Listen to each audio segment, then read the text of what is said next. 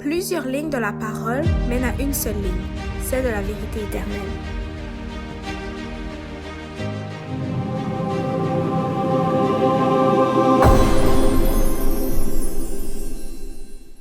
Donc, rebonjour à tous et à chacun. Donc, aujourd'hui, on va continuer la deuxième partie sur sortir de l'éducation de Babylone. Et cette fois-ci, on va voir sortir de l'éducation de Babylone pour de précieuses promesses. Donc, c'est la dernière partie sur le sujet de l'éducation et de Babylone. Donc, ce sera la partie plus positive, OK? Donc, dans le sens que quand on sort, il y a de précieuses promesses que Dieu nous réserve à tous ceux et celles qui prendront position pour cela. Dieu nous invite à nous détacher surtout de la pensée babylonienne et de ce qui nous détache de la sagesse et de l'intelligence de Dieu, que Dieu veut nous transmettre par sa parole. Un texte que j'ai aimé la dernière fois dans notre première partie que nous avons vue, qui sera disponible sur YouTube bien sûr dans les prochaines semaines, est Proverbe 2, versets 1 et 2, qui nous dit « Mon fils, si tu reçois mes paroles et si tu conserves avec toi mes commandements, tellement que tu rendes ton oreille attentive à la sagesse et que tu inclines ton cœur à l'intelligence. » Un autre texte qui est intéressant aussi, c'était le texte qui nous montrait que Dieu nous donne son esprit, qui est un esprit de sagesse et d'intelligence, qu'on retrouve dans Ésaïe 11, verset 2. « Et l'Esprit de l'Éternel reposera sur lui. » Quel esprit? L'esprit de sagesse et d'intelligence, l'esprit de conseil et de force, l'esprit de science et de crainte de l'Éternel. Ce même esprit nous fournit toutes ces choses. Nous fournit la sagesse, l'intelligence, l'esprit de conseil, qui nous donne la force, un esprit de science, un esprit de crainte aussi de l'Éternel. Dieu veut nous donner sa sagesse par son esprit. Avant de continuer dans ce sujet, j'aimerais pouvoir prier avec vous. Donc, inclinons la tête pour une courte prière sur sortez de l'éducation de Babylone. Donc, prions. Notre Père est aux cieux, j'aimerais te remercier, Seigneur, de nous permettre aujourd'hui d'être réunis, de pouvoir partager ta parole, ce pain de vie, Seigneur, ce pain spirituel, que tu puisses nous donner cette leçon de vie que tu veux nous montrer par ta parole, Seigneur, que tu puisses nous éclairer, nous permettre de comprendre, Seigneur, ces choses, et que tu puisses nous mettre à cœur ces choses, Seigneur, pas seulement en lien avec l'éducation, mais en lien avec Babylone, Seigneur, en général, que tu puisses vraiment nous amener cet esprit pour sortir de Babylone, Seigneur, dans tout, Seigneur. C'est ma prière et je te remets ces choses entre les mains de ton Fils, Seigneur, au nom de Jésus-Christ. Amen. La dernière fois, on avait vu 3 parties. Okay? Le sermon était divisé en 3 parties. La première, c'était la source de sagesse et d'intelligence. On avait étudié qu'est-ce qui nous amenait la sagesse et l'intelligence. On a vu que Babylone veut nous amener la sagesse, l'intelligence de l'homme. Il veut nous amener une sagesse, une intelligence qui n'est pas parfaite. C'est une intelligence, une sagesse qui est imparfaite, qui nous amène donc à des conclusions, à une morale qui n'a pas de fondement en fait. Et on a vu aussi que Dieu voulait nous donner cette sagesse et cette intelligence. Pourquoi? Pour vaincre le monde, pour vaincre Satan. C'est ça que Dieu veut. Dieu veut que l'éducation soit une éducation qui nous permette, en tant qu'adultes, par la suite, de pouvoir vaincre Satan. En fait, Dieu veut que l'éducation soit une préparation à la grande guerre, on pourrait dire céleste, à la grande guerre entre Christ et Satan. Okay? Parce que Satan va nous assaillir et Christ veut nous donner la force. Mais si la personne, dans son éducation, n'a pas appris comment trouver cette puissance, trouver cette force, eh bien, il va tomber dans le monde de Satan. On a vu aussi qu'est-ce que c'était le travail d'une véritable éducation. On a vu surtout aussi que les premières années d'éducation doivent se dérouler à la maison, et en particulier avec les parents. Maintenant, nous allons entrer dans cette deuxième phase. Donc, on va voir encore ce sermon qui est divisé en parties. La première partie étant que c'est un endroit pour les enseignants non parents. comment on peut laisser place, en fait, en l'enseignement des enfants à ceux qui ne sont pas parents. Comme on a vu, les parents devraient être les premiers enseignants des enfants. Okay? Et on a vu il y a 2 semaines, si je ne me trompe pas, que c'était de l'âge de 1 à 10 ans, 1 à 8 ans à peu près, dans le fond, 1 à 7, 8, 9, 10. Ces âges-là, c'était les âges auxquels les parents devaient enseigner leurs enfants. Okay? Mais ça, on va entrer dans la phase auquel, oui, il peut y avoir un travail aussi d'enseignement qui n'est pas fait par les parents. On va lire ce qui est écrit dans la Review and Herald. Donc, ça sera beaucoup des écrits de la servante du Seigneur, mais n'oubliez pas, c'est l'esprit de prophétie ici qui nous parle, qui nous dit « Le travail des parents précède celui de l'enseignant. » Ça dit, le travail des parents précède celui de l'enseignant. Aujourd'hui, c'est tout le contraire. Aujourd'hui, on envoie notre enfant le plus jeune possible, à 3 ans, à 4 ans, puis les parents ont ce qui reste de l'enfant. Donc, en soirée, après avoir joué dehors, avoir fait ses activités. Donc, vraiment, l'école est devenue l'enseignement. Babylone est devenue l'enseignement principal de l'éducation des enfants. Ça nous dit, ils ont une école à domicile, la première classe. S'ils cherchent soigneusement et dans la prière à connaître et à faire leurs devoirs, ils prépareront leur enfant à entrer dans la deuxième classe pour recevoir les instructions de l'enseignant. Ici, l'instruction, l'expression, on pourrait dire première classe, okay, que Ellen White a utilisée, ça ne veut pas dire première année. Okay? Première classe, ça veut dire que les premières années de la vie de l'enfant doivent être à domicile, doivent être faites par les parents. Ça ne veut pas dire que les parents ne peuvent pas travailler, ça veut pas, vous comprenez, mais dans la Bible, il ne faut pas oublier que la femme a un travail central dans l'éducation de l'enfant.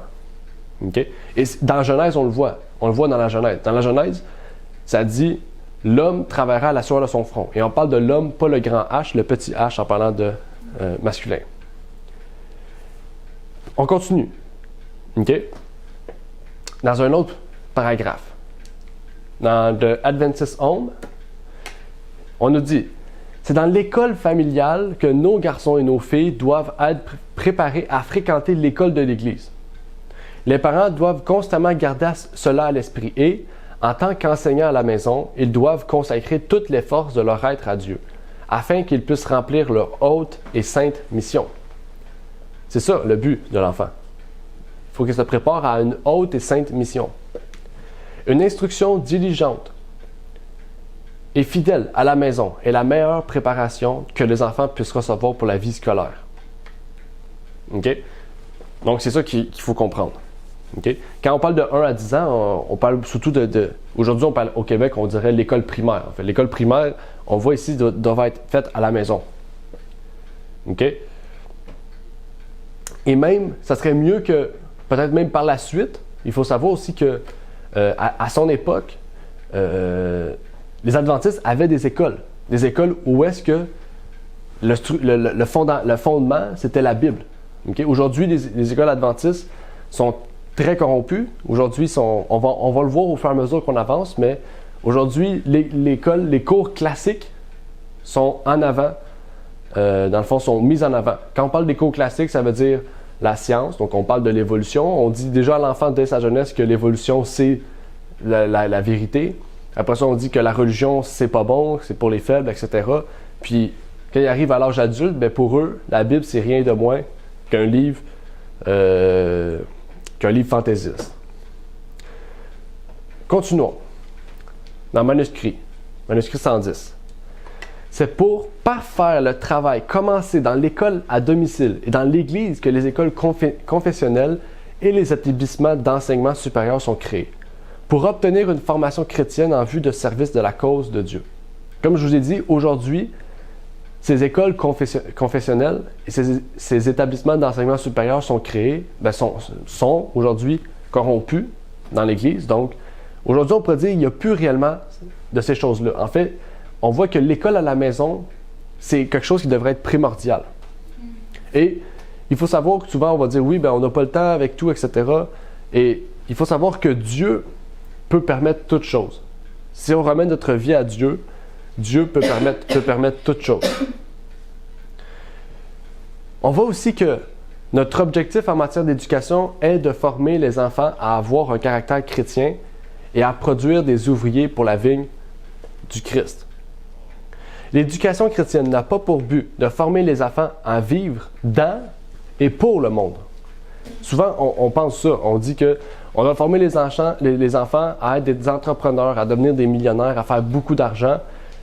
Mais le but fondamental de l'éducation chrétienne, c'est de former les enfants pas à vivre dans et pour le monde, mais à vivre dans et transformer le monde en chrétien.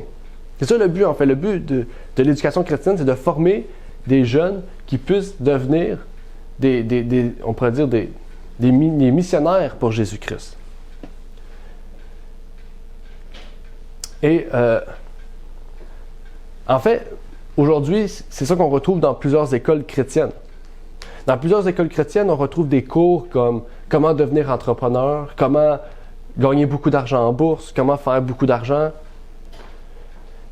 Aujourd'hui, on retrouve ces lieux, ces choses dans les écoles même chrétiennes, qu'on peut dire même qu'aujourd'hui, ils prônent majoritairement ces idées-là.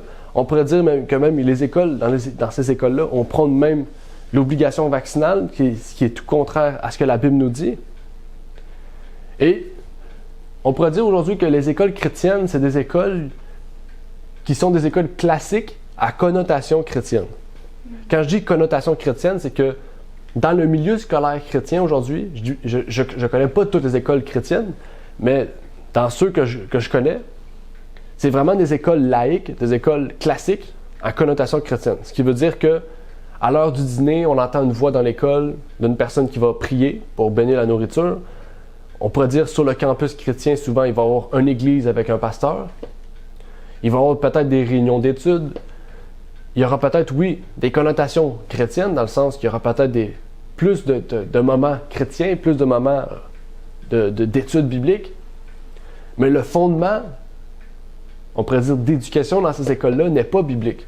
Et c'est là le problème, c'est que ces gens-là ressortent prêtes pour faire partie du monde, mais pas prêtes pour amener les gens à comprendre Jésus-Christ et à se préparer à le recevoir. Les écoles adventistes ont débuté avec des études classiques et au fur et à mesure que les années avançaient, jusque dans les années 1890, ils ont vu qu'il y avait un problème à ça. Ils ont vu que le fondement de l'école doit être biblique. En fait, c'est que par la Bible qu'on peut apprendre à être, on pourrait dire, autonome dans la vie. Bien sûr, il y a d'autres choses qui s'y rattachent, mais on comprend le fondement de l'éducation doit être la Bible. Mais l'Église aujourd'hui est retournée dans cet état d'études classique. Elle est retournée dans cet état d'études qu'on pourrait dire qui est mondain, qui est babylonien. Et ça, en fait, quand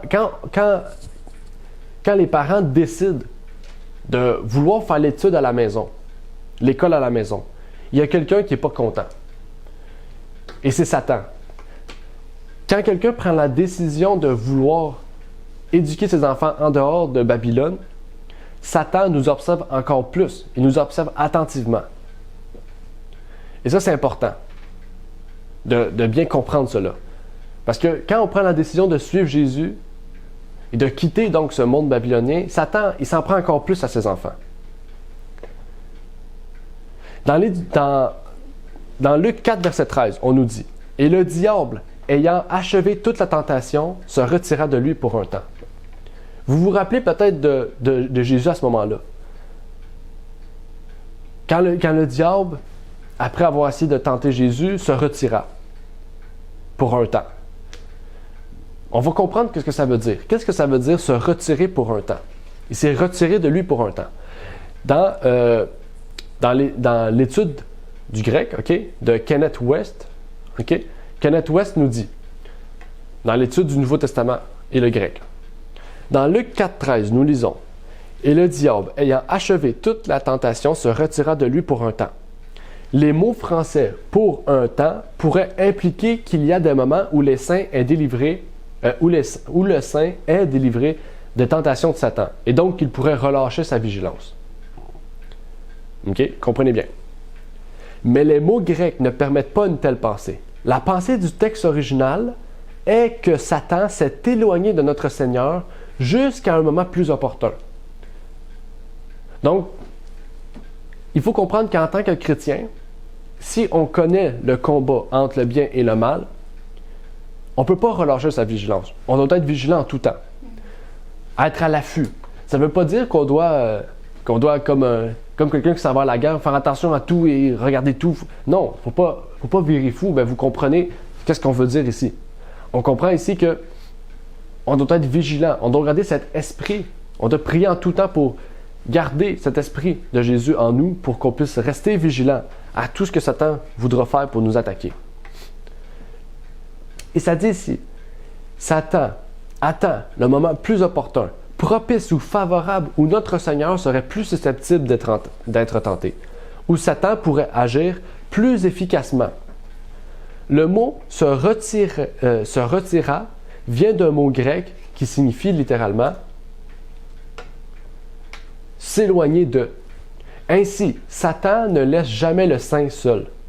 S'il cesse ses activités, c'est seulement pour se tenir à l'écart et attendre un moment où le saint sera plus susceptible d'être tenté. Satan ne délaisse jamais le saint. Satan ne délaisse jamais de tenter le saint. Quand on dit le saint, on parle du chrétien. Et il ne cesse jamais. C'est pour ça que Dieu nous demande d'être en tout temps en prière. C'est-à-dire qu'on doit avoir un moment quotidien avec Jésus-Christ. Et plus qu'on prend des décisions pour se rapprocher de Jésus, plus que Satan va nous regarder, va essayer de nous tenter par tous les moyens. Et en plus, quand on inclut nos enfants dans ce processus d'éducation, dans ce processus de préparation pour revêtir l'armure du chrétien, mais Satan va essayer encore plus de tenter les enfants, d'encore plus nous mettre des bâtons dans les roues pour pas qu'on puisse faire l'école à la maison. Et Satan, justement, c'est ça qu'il fait. Il nous observe à tout moment. Satan ne lit pas dans notre tête. Satan, c'est pas un être tout-puissant, c'est pas un être omniscient, omniprésent, omnipotent. C'est un être angélique, bien sûr, oui, qui a une certaine, on pourrait dire, vigueur, une force qui est différente de l'homme, mais il ne peut pas lire dans notre tête. Mais il connaît tellement les habitudes de l'homme, il connaît tellement le cœur de l'homme qu'il sait comment le tenter, qu'il sait comment le séduire. Et c'est ça qu'il fait. Il va essayer de tout faire pour observer nos enfants, nous observer, trouver la moindre erreur. Pourquoi? Pour nous faire chuter, pour nous attaquer. Mais le saint qui se blottit dans le Seigneur ne pourra jamais succomber à la tentation de Satan. Lisons un autre texte dans Counsel to Parent, Teacher and Student, donc conseil aux parents, aux enseignants et aux étudiants. Elle nous dit: dans les visions de la nuit, j'ai vu, debout, aux côtés de ses enfants négligés, celui qui a été chassé des cours célestes, parce qu'il était à l'origine du péché. Lui, l'ennemi des âmes, guettait les occasions de prendre le contrôle de l'esprit de chaque enfant dont les parents n'avaient pas donné une instruction fidèle concernant les pièges de Satan. On en voit ici l'importance. Satan ne va jamais arrêter de trouver une façon de tenter soit les parents, soit les enfants. C'est le moment justement d'éduquer nos enfants, et même les adolescents, concernant les pièges de Satan. Quand on parle des pièges de Satan, on parle des moyens par lesquels Satan va nous faire tomber. Et aujourd'hui, il y en a tellement qu'en fait, c'est un travail qui est phénoménal pour les parents. Bien sûr, les parents ne sont pas seuls parce qu'ils ont Jésus-Christ, puisqu'ils ont justement des frères et des sœurs qui ont pu passer au travers de ces choses-là, qui peuvent les soutenir. En fait, aujourd'hui, l'Église a un soutien remarquable pour soutenir justement les parents et les enfants, pour que l'éducation soit le plus biblique, Seigneur, le plus biblique, le plus droit. Aujourd'hui, on l'en voit partout, que ce soit dans la musique, que ce soit dans la télévision, que ce soit dans les sports, dans les drogues, dans l'alcool, etc. C'est le travail des parents, bien avant le travail de l'Église, d'éduquer les enfants. Ça nous amène donc à l'éducation réelle. Les déclarations suivantes, qu'on va lire dans quelques instants, vont contribuer à élargir notre vision de ce qu'est une véritable éducation, mais aussi de l'importance pour nos enfants de bénéficier de la meilleure formation possible. Commençons avec la Review and Herald du 6 juin 1899. L'éducation à domicile ne doit pas être considérée comme une question secondaire. Elle occupe la première place dans toute véritable éducation. Les pères et les mères sont chargés de façonner l'esprit de leurs enfants. Un texte très important. On voit ici que l'éducation à domicile ne doit pas être considérée comme une question secondaire. Elle ne doit pas être considérée comme une question secondaire. Avançons. Le mot « éducation » signifie plus qu'un cours d'études à l'université. L'éducation commence avec l'enfant dans les bras de sa mère. Pendant que la mère moule et façonne le caractère de ses enfants, elle les éduque. Dès que l'enfant naît et dans les bras de sa mère, l'éducation de l'enfant commence. Quand on dit l'éducation de l'enfant, il faut comprendre que l'éducation, c'est pas juste le fait de prendre un cahier, de lire les maths, les français, non. L'éducation, c'est aussi le caractère de l'enfant. C'est aussi l'éducation dans la Bible.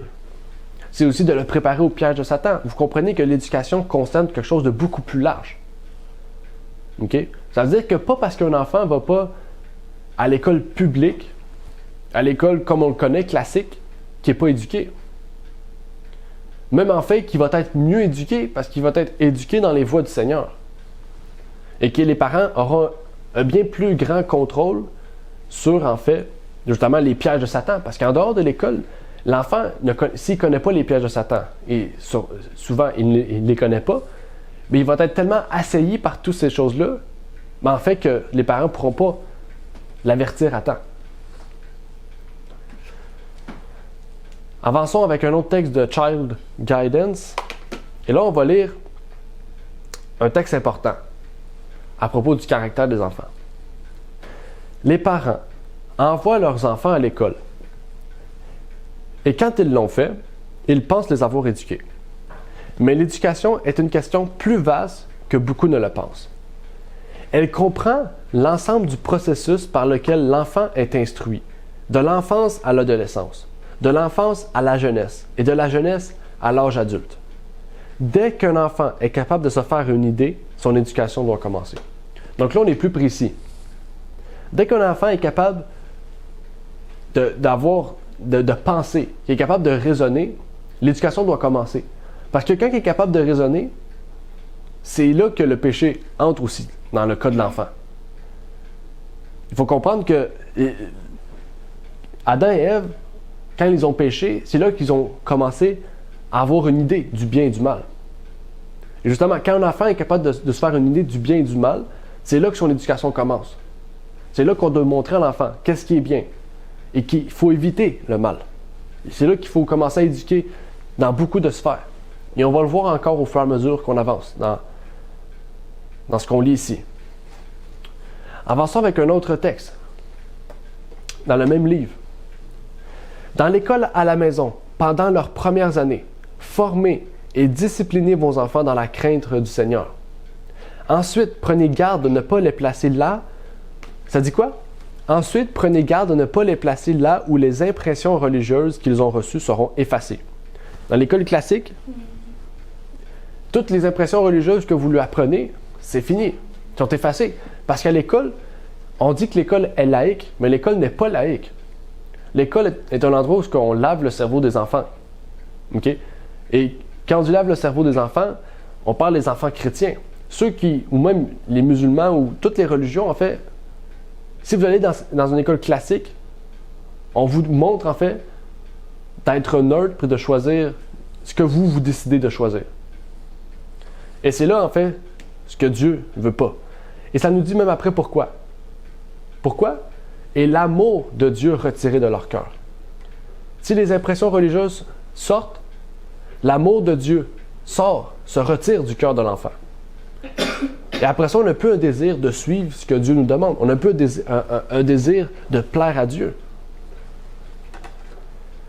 Ne laissez pas l'attrait d'un salaire élevé ou d'avantages éducatifs apparemment importants vous inciter à envoyer vos enfants loin de votre influence, dans des endroits où ils seront exposés à de grandes tentations. Que servirait-il à un homme de gagner le monde s'il y perdait son âme? Ou que donnera un homme en échange de son âme? C'est important. La dernière phrase est un texte très important que Jésus a dit. En fait, si nous devons nous abstenir de placer nos enfants, où leurs impressions religieuses seront effacées, comment peut-on envoyer nos enfants dans des écoles publiques où l'on enseigne l'évolution, que la musique est amorale et que l'homosexualité doit être acceptée comme normale et acceptable par Dieu et même comme une bénédiction de Dieu? Et ça, on voit beaucoup ça dans le côté des États-Unis, où on normalise des choses qui ne devraient pas être normalisées. Et qu'est-ce qu'on nous dit ici? C'est que les enfants ne sont pas encore en âge de pouvoir, on pourrait dire, prendre des décisions éclairées. Parce que les parents n'ont pas le temps de leur montrer ce qui est bien de ce qui est mal. Donc, qu'est-ce qui arrive? C'est que les parents négligent donc de pouvoir gagner leur âme à Christ. Et donc, là, maintenant, ils perdent leur âme à cause qu'ils ont voulu gagner le monde. On voit ici que les parents sont responsables aussi de l'âme de leurs enfants, sont responsables de la vie de leurs enfants. Même qu'on nous dit, OK, Dieu a mis un travail important pour les parents. Quand on parle des parents, c'est de ceux qui ont des enfants, par logique. On nous dit ici, les parents doivent, dans un sens particulier, se considérer comme des agents de Dieu pour instruire leurs enfants. Comme l'a fait Abraham. Il a gardé la voie du Seigneur. Ils doivent rechercher les Écritures avec diligence pour savoir quelle est la voie du Seigneur, afin de pouvoir l'enseigner à leur famille. Michée a dit, « Qu'est-ce que le Seigneur exige de toi, sinon de pratiquer la justice, d'aimer la miséricorde et de marcher humblement avec ton Dieu? » Afin d'être des enseignants, les parents doivent être des étudiants, recueillant constamment la lumière des oracles de Dieu, et par le précepte et l'exemple, apportant cette précieuse lumière dans l'éducation de leurs enfants. Ici, on nous cite Michée. On nous cite Abraham. Abraham est un exemple. Abraham a reçu un appel de Dieu qui lui a dit « Quitte ta famille, quitte Babylone. » Il a quitté la ville auquel ses parents étaient des païens. Ses parents avaient avaient des statues d'or et d'argent. Et Abraham, en quittant cela, a permis à une partie de sa famille de quitter cela.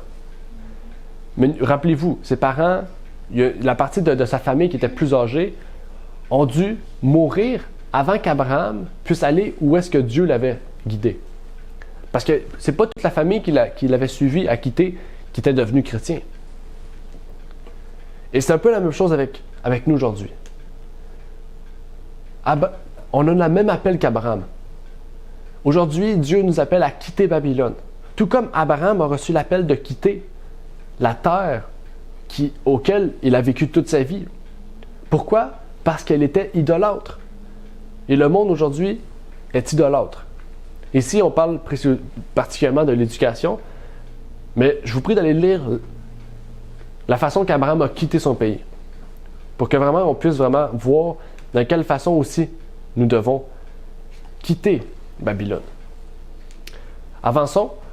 D'après la lumière que Dieu m'a donnée, je sais que le mari et la femme doivent être à la maison des ministres, des médecins, des infirmières et des enseignants, liant leurs enfants à eux-mêmes et à Dieu, les formant à éviter toute habitude qui s'opposerait de quelque manière que ce soit à l'œuvre de Dieu dans le corps, et leur apprenant à prendre soin de chaque partie de l'organisme vivant. Qu'est-ce qu'on nous dit ici? Les parents doivent être à la maison des ministres. Pourquoi? Parce qu'ils doivent leur enseigner la Bible. Des médecins. Pourquoi? Parce qu'ils doivent être de ceux qui vont soigner leurs enfants. Ellen White nous dit à plusieurs reprises d'utiliser des remèdes naturels. La Bible nous dit à plusieurs reprises d'utiliser des remèdes naturels. Prenez l'exemple du roi Ézéchias. Le roi Ézéchias a été guéri comment? A été guéri par, j'oublie déjà le mot, par des dates. C'est des dates, je pense? Des figues, exactement. Le roi Ézéchias a été guéri par des figues. Pourquoi? Parce que Ésaïe a dit, mets des figues sur ta jambe et tu vas être guéri. Et il a été guéri. La Bible nous montre que les remèdes naturels doivent être la méthode par laquelle on doit être guéri. Il nous dit aussi d'être des infirmières. Il nous dit d'être des enseignants. En fait, les parents ont une œuvre qui est générale, en fait, qui doit montrer à l'enfant de pouvoir devenir, déjà un missionnaire, mais de pouvoir devenir des parents à leur tour. Des parents qui peuvent suivre ce qui a été fait auparavant. Avançons. La mère doit toujours occuper une place prééminente dans ce travail d'éducation des enfants. Si de graves et importants devoirs incombent au père, la mère, par sa fréquentation presque constante de ses enfants, surtout pendant leurs tendres années, doit toujours être leur instructeur et leur compagnon spécial. Elle doit prendre grand soin de cultiver la propreté et l'ordre chez ses enfants, de les diriger dans la formation d'habitudes et de goûts corrects. Elle doit les former à être industrieux, autonomes et utiles aux autres, à vivre, agir et travailler comme s'ils étaient toujours sous le regard de Dieu. On voit, il y a un travail aussi d'amour envers notre prochain. On doit les former à quoi? À être utiles à notre prochain, à être utiles aux autres. L'éducation entre aussi dans le cas de quoi? D'aimer notre prochain. On doit montrer comment aimer Dieu, comment aimer notre prochain. Parce que, n'oubliez pas, les enfants, c'est des êtres sociaux aussi. Comme les parents, on est tous des êtres sociaux.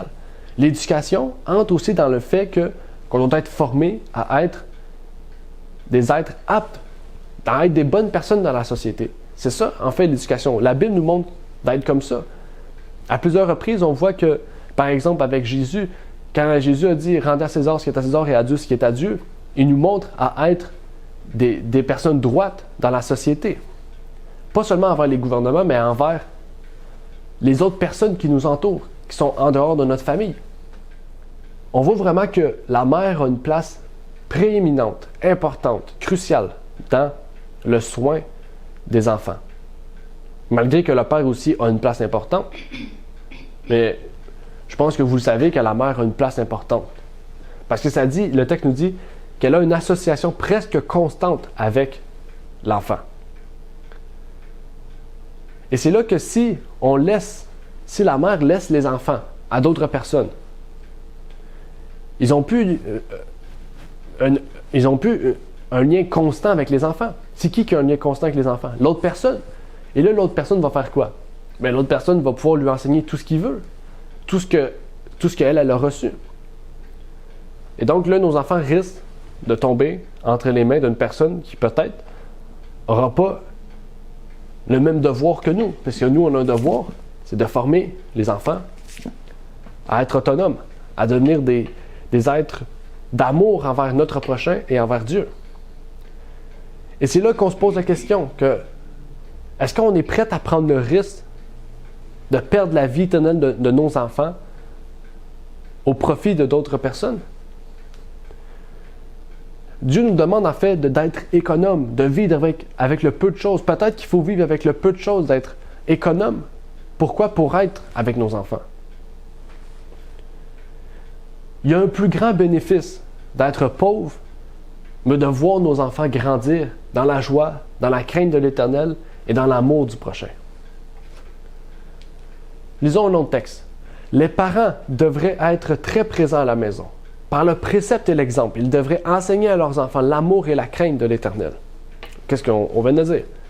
Leur apprendre à être intelligents, sociaux, affectueux, à cultiver des habitudes de travail, d'économie et d'abnégation, en donnant à leurs enfants de l'amour, de la sympathie et des encouragements à la maison, les parents peuvent leur fournir une retraite sûre et bienvenue contre de nombreuses tentations du monde.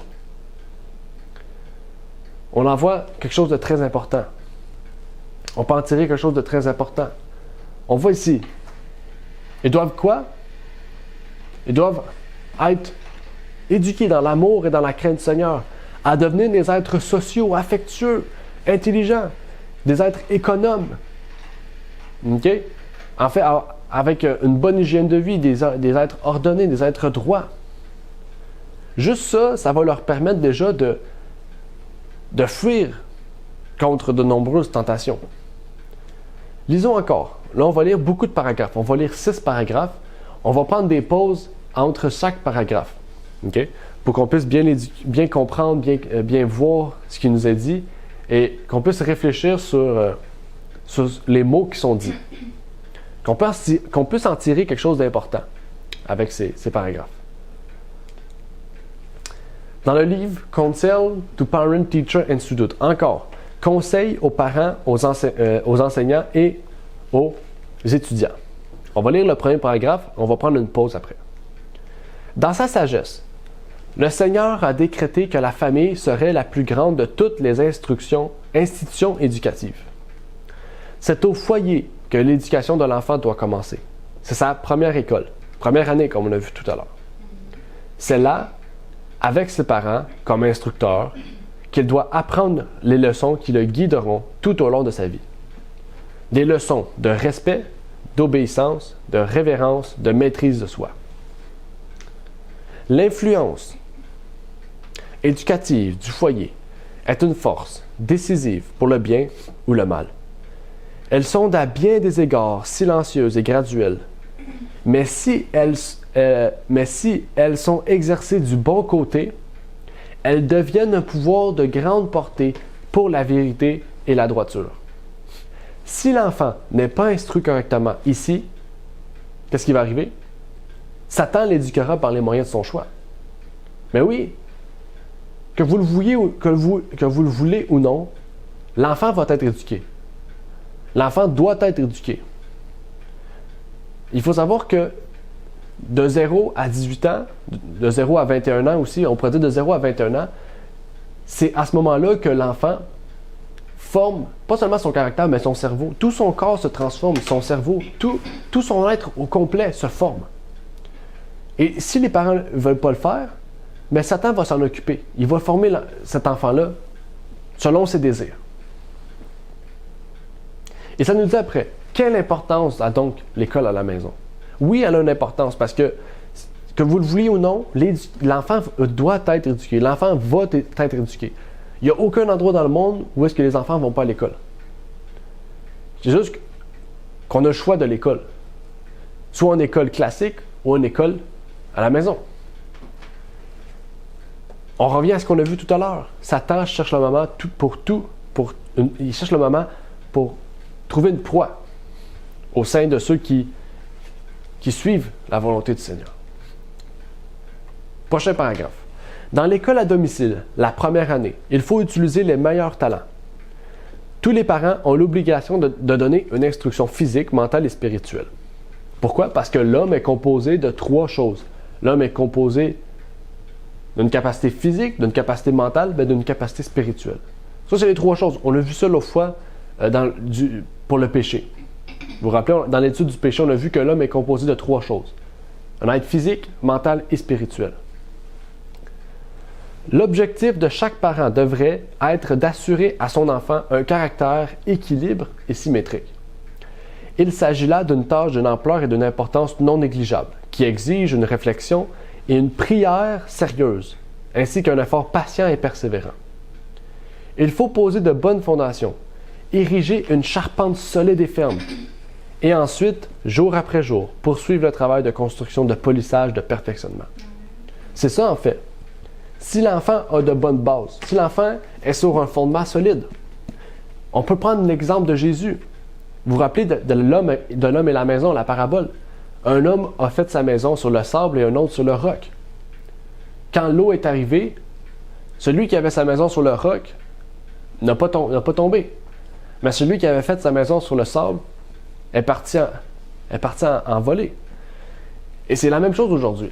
Si notre fondement est la Bible, par la suite, ça sera facile de pouvoir jour après jour construire dessus, le polir, perfectionner l'enfant. Il faut savoir que ça ne veut pas dire, même encore, ça ne veut pas dire que quand l'enfant sera adulte, qu'il voudra continuer dans cette voie-là. Il faut savoir ça aussi, hein? Parce que l'enfant, quand il va devenir adulte, et même quand il est enfant, ben, pour dire plus adulte, il y a le choix entre le bien et le mal. Ça s'appelle le libre arbitre. Toute personne a le libre arbitre. Mais il faut savoir que vous aurez fait votre travail du mieux que vous le pouvez. C'est ça qu'il faut dire. Avançons. La formation physique, le développement du corps est beaucoup plus facile à donner que la formation spirituelle. La crèche, la cour de récréation, l'atelier, le semis de la graine et la récolte de la moisson, tout cela donne une formation physique. Dans des circonstances ordinairement favorables, l'enfant acquiert naturellement une vigueur saine et un développement approprié de ses organes corporels. Pourtant, même dans le domaine physique, l'enfant doit être soigneusement formé. Ça veut dire quoi? Ça veut dire le former dans l'activité physique. Le former justement à pouvoir aussi justement savoir jardiner, savoir comment planter, comment recueillir sa propre nourriture.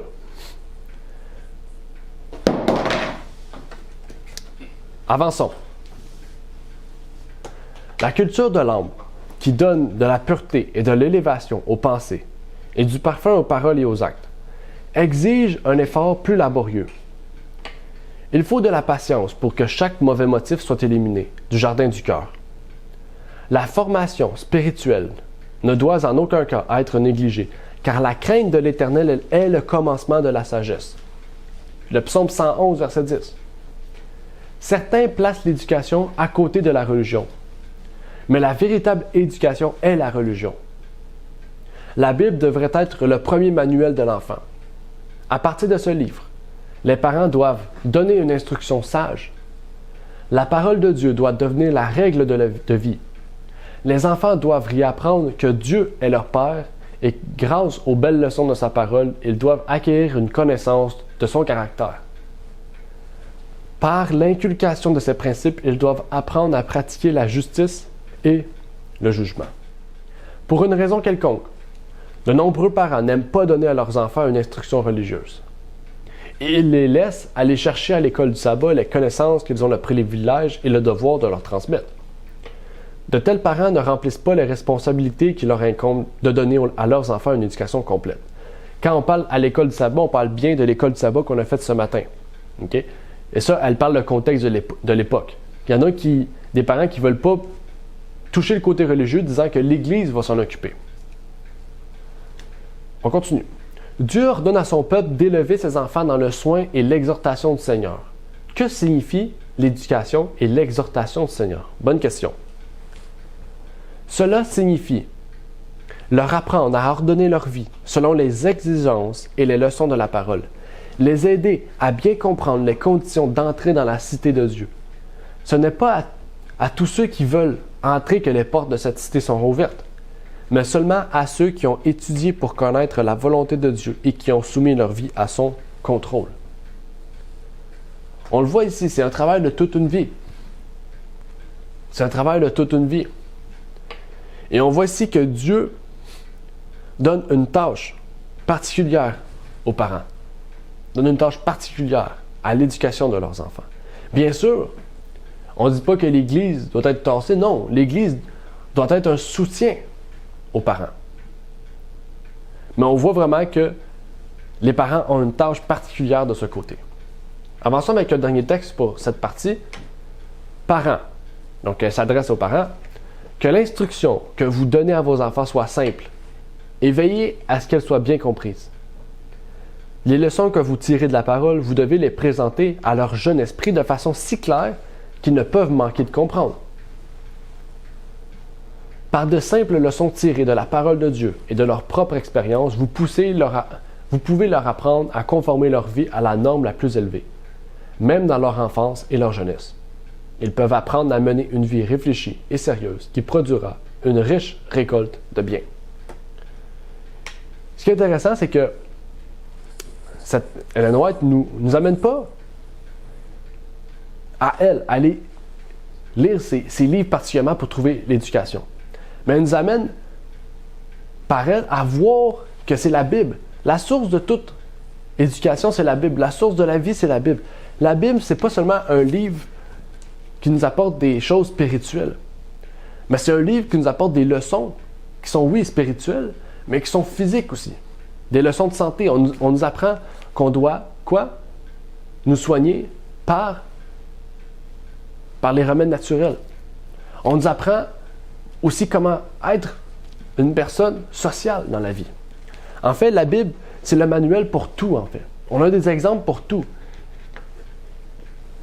Et c'est pas pour rien que c'est le livre que Dieu veut que nous choisissons. On s'en va dans la dernière partie, une très courte partie, qui s'appelle une précieuse promesse. Parce que oui, je vous ai parlé d'une promesse. Et donc, quelle est la promesse que Dieu nous réserve? Pour le moment, on a vu plusieurs choses. On a vu que ça serait un grand bénéfice, que c'est important pour préserver l'âme de nos enfants. Mais ici, il y a une promesse particulière qui est réservée aux enfants qui veulent justement... aux parents, désolé, qui veulent justement le salut pour leurs enfants. Qui veulent des cœurs qui seront affinés et purifiés. Qui veulent des cœurs qui sont rendus aptes à recevoir Jésus-Christ dans leur vie. Elle nous dit, un peu de temps avant sa mort, « Lorsque le travail de l'école à la maison sera accompli comme il se doit, les familles apporteront à l'Église un désintéressement si noble que les anges célestes aimeront s'y attarder. » C'est important.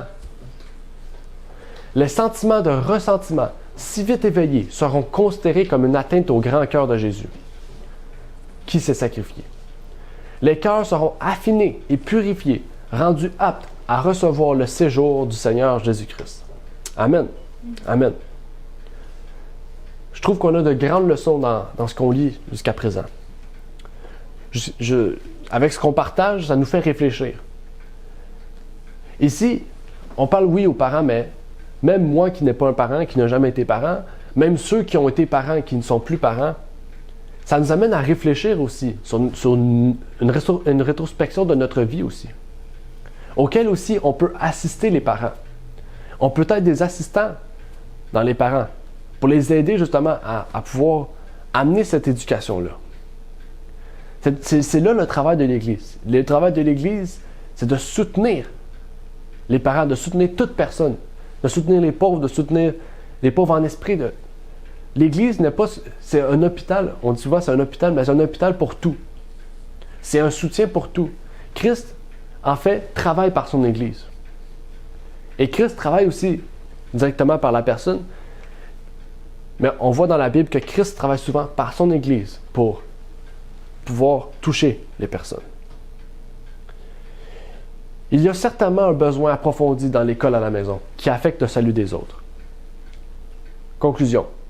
Oh, combien d'âmes de plus pourraient être sauvées pour rentrer dans le royaume de Jésus-Christ si les parents accomplissaient à fond le travail qui devrait être fait dans l'école à la maison.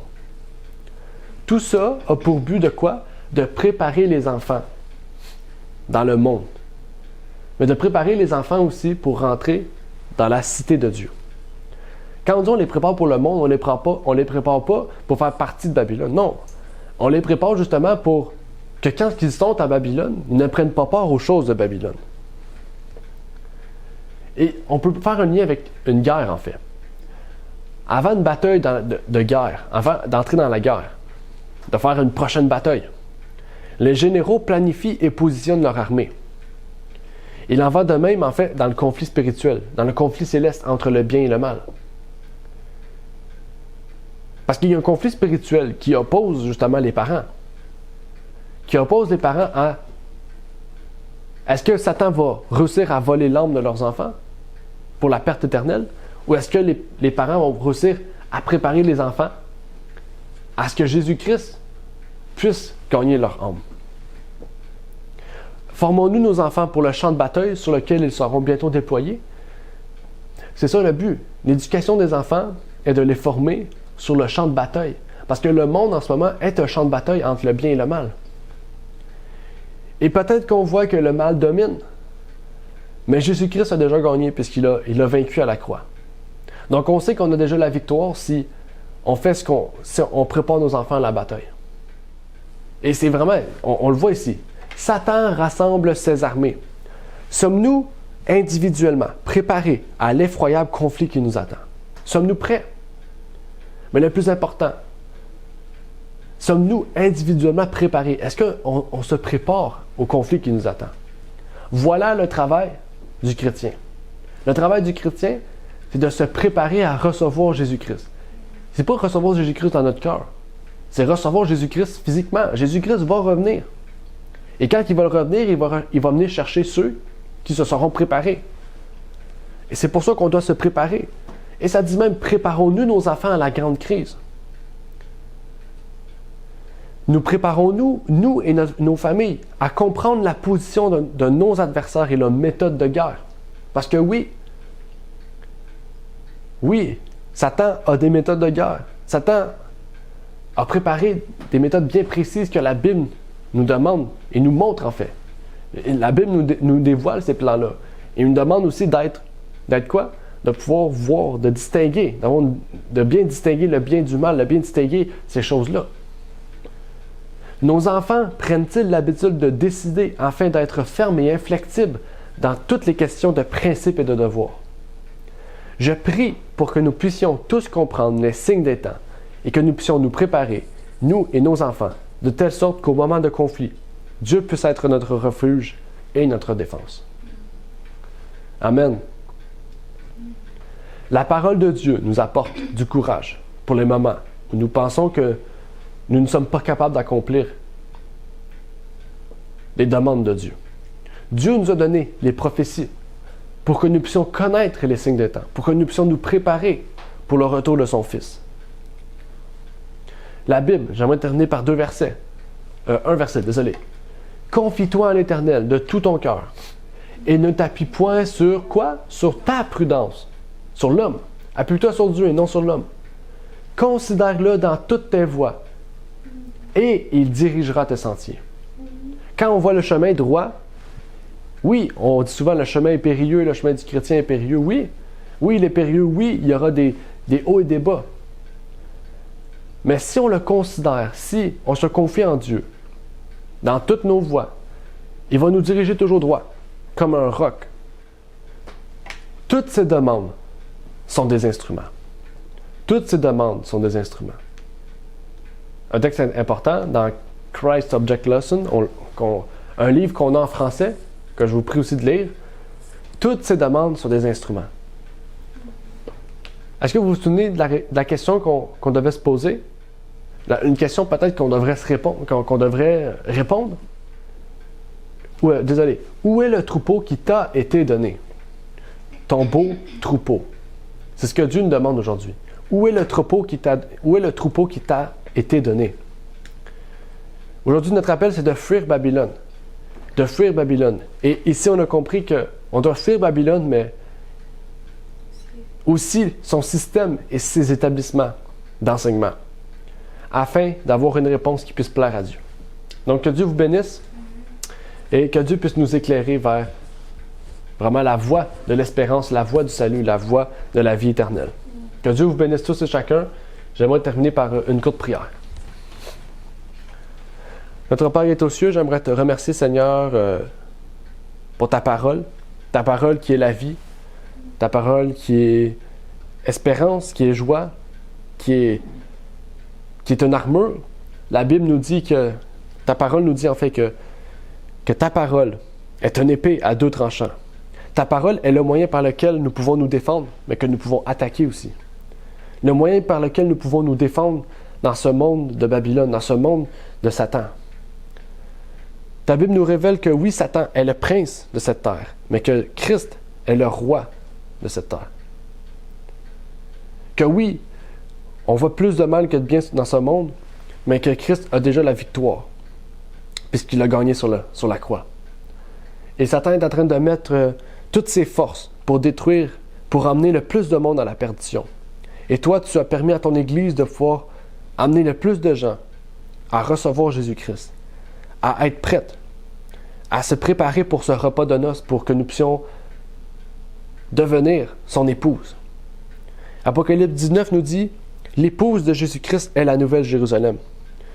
Donc, nous ne sommes pas en ce moment mariés à Jésus-Christ, mais nous sommes dans le moment de fiançailles, nous sommes le moment dans lequel l'Église est en préparation de devenir la mariée. Ton peuple est en train d'être choisi, d'être préparé.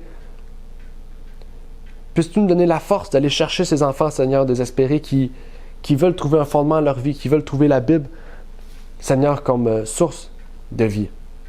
Qui veulent trouver ta Bible comme source, Seigneur, de fondement solide. Puisque ce monde s'en va à la perdition, Seigneur, mais ton monde revient en gloire, en force pour être mis sur terre à tout jamais, Seigneur. Que tu puisses donc purifier notre cœur, que tu puisses nous rendre comme le feu, Seigneur, nous rendre bouillants, comme la Bible nous dit, que nous puissions bouillir, que notre cœur puisse produire des fruits dignes de ton esprit, Seigneur. C'est ma prière au nom de ton Fils Jésus-Christ. Amen. Merci d'avoir écouté cette vidéo. Pour plus de contenu, abonnez-vous sur notre site Internet. Il est également possible pour vous de nous suivre sur notre page Facebook et de nous contacter par email.